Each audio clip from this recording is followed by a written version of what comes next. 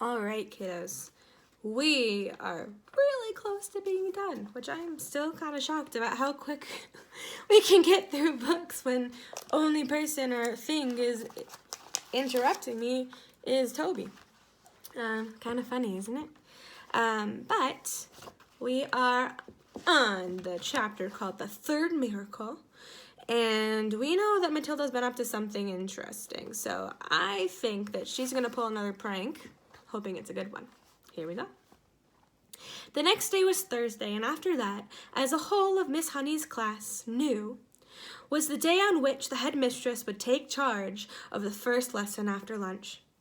In the morning, Miss Honey said to them, "One or two of you will not particularly enjoy the last occasion when the headmistress took the class, so let us all try and be especially careful and clever today. How are your ears, Eric, after your last encounter with Miss Trunchbull?" "She stretched them," Eric said. "My mother said she's positive that they are bigger than they were before." "And Rupert?" Miss Honey asked. "I'm glad to see that you didn't lose any of your hair after last Thursday." "My head was jolly sore after," Rupert said. "And you, Nigel," Miss Honey said, "do please try not to be a smart aleck with the headmistress today. You were really quite cheeky to her last week." So that means like talking back. It's like really bad idea. "I hate her," Nigel said. "Well, try not to make it so obvious," Miss Honey said. "It doesn't pay. She's a very strong woman. She has muscles like steel." "I wish I was a grown-up," Nigel said. "I'd knock her flat," meaning he'd punch her. "I doubt you would," Miss Honey said. "No one has ever got the better of her yet." "What will she be testing on this afternoon?" a small girl asked. "Almost certainly the 3 times tables," Miss Honey said. "That was what you were all meant to have learned this past week, so make sure you know it." Lunch came and went. After lunch, the class reassembled. Miss Honey stood at one side of the room, and they all sat apprehensive, waiting. And then, like some giant of doom, the enormous Trunchbull strode into the room in her green breeches and cotton smock. She went straight to her jug of water and lifted it up by the handle to peer inside. Because what do you think that she's trying to make sure she doesn't see in there? The newt. Ha, that was funny. "I am glad to see," she said, "that there were no more slimy creatures in the drinking water this time. If there had been, then something exceptionally unpleasant would have happened to every single member of this class. And that includes you, Miss Honey." The class remained silent and very tense. They had learned a bit about this tigress by now, and nobody was about to take any chances. "Very well," boomed the Trunchbull. "Let us see how well you know your 3 times tables. Or, to put it another way, let's see how badly Miss Honey has taught you the 3 times tables." The Trunchbull was standing in front of the class, legs apart, hands on hips, scowling at Miss Honey, who stood silent in the back. Matilda, sitting motionless at her desk in the second row, was watching something very closely. "You!" the Trunchbull shouted, pointing a finger at the size of a rolling pin at the boy called Wilfred. Wilfred was on the extreme right of the row. "Stand up, you!" she shouted at him. Wilfred stood up. "Recite the 3 times tables backwards," said the Trunchbull. Backwards," stammered Wilfred. "But I haven't learned it backwards." "There you are," cried the Trunchbull. "She taught you nothing, Miss Honey. Miss Honey, why would you have taught them absolutely nothing in all of last week? I'm very disappointed." "That's not true, headmistress," Miss Honey said. "They have all learned the 3 times tables, but I see no point in teaching it to them backwards. There is little point in teaching anything backwards. The whole object of life, headmistress, is to go forward.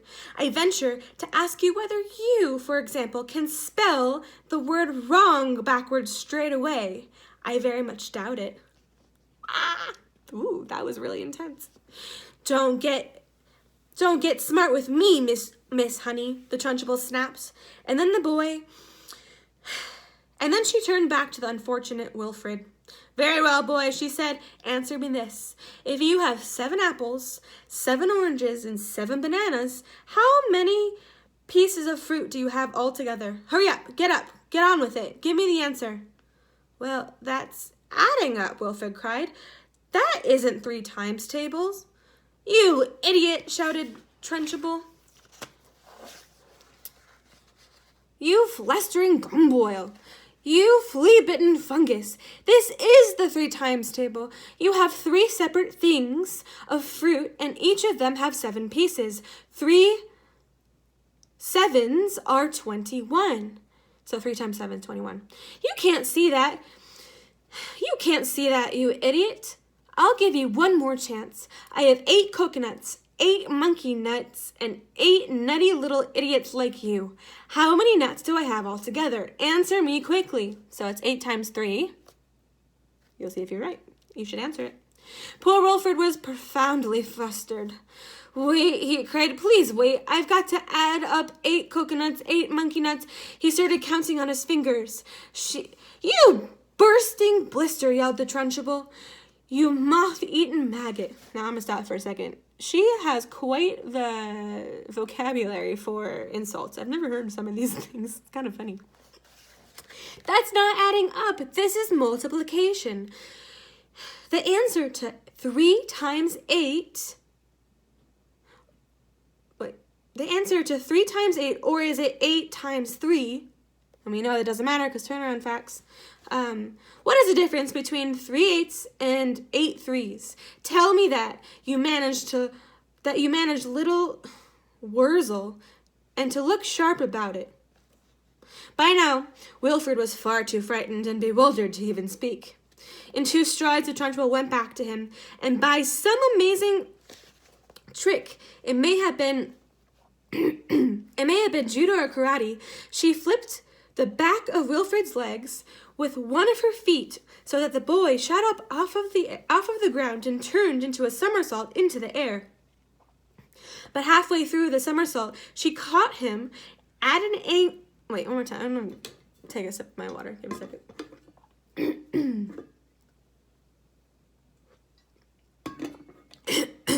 All right, that should be good.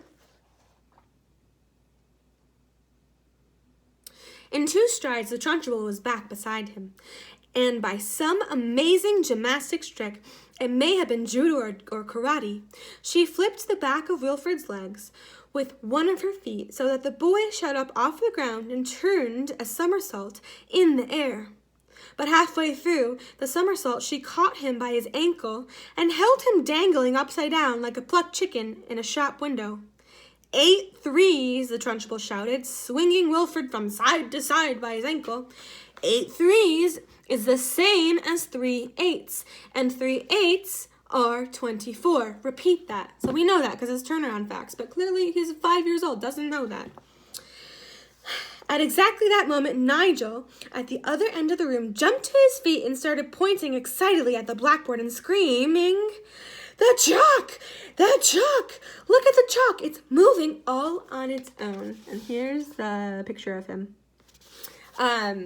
So if your prediction was right about our marker or chalk, nice job. So hysterical and shrill was Nigel's scream that everyone in the place, including the Trunchbull, looked up at the blackboard. And there, sure enough, a brand new piece of chalk was hovering near the gray-black writing surface of the blackboard. "It's writing something," screamed Nigel. "The chalk is writing something." And indeed it was. And I'm going to show you the pictures afterward because there's a lot of pictures on these few pages. "Agatha," it wrote. "What the blaze is this?" yelled the Trunchbull. It had shaken her to see her own first name being written like that by an invisible hand. She dropped Wilfred to the floor and she yelled at nobody in particular. "Who's doing this? Who's writing this?" The chalkboard continued to write. "Agatha, this is Magnus. This is Magnus," it repeated. Everyone in the place heard the gasp that came from the Trunchbull's throat. "No," she cried. "It can't be. It can't be Magnus." "It is Magnus, and you better believe it." Miss Honey, at the side of the room, glanced very swiftly at Matilda. The child was sitting very straight at her desk, and at the desk, the head held high, the mouth compressed, and the eyes glittering like 2 stars.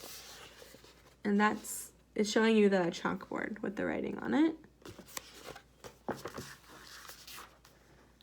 Agatha, give my Jenny back her house. For some reason, everyone now looked at the Trunchbull. The woman's face had turned white as snow.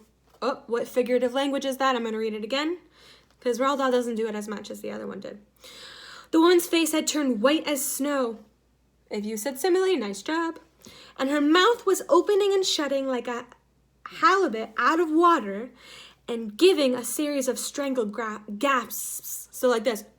Like that. Give my Jenny her wages. Give my Jenny the house. Then get out of here. If you don't, I will come and get you. I will come and get you like you got me. I am watching you, Agatha, it wrote on the board.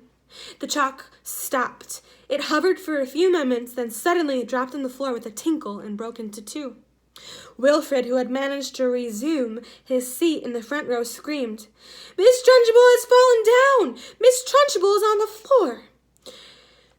This was the most sensational bit of news of all of the entire class, and they jumped out of their seats to have a really good look. There she was, the huge figure of the headmistress, stretched full length on her back across the floor, out for the count. Here's the picture of it. She really is big. Miss Honey ran forward and knelt beside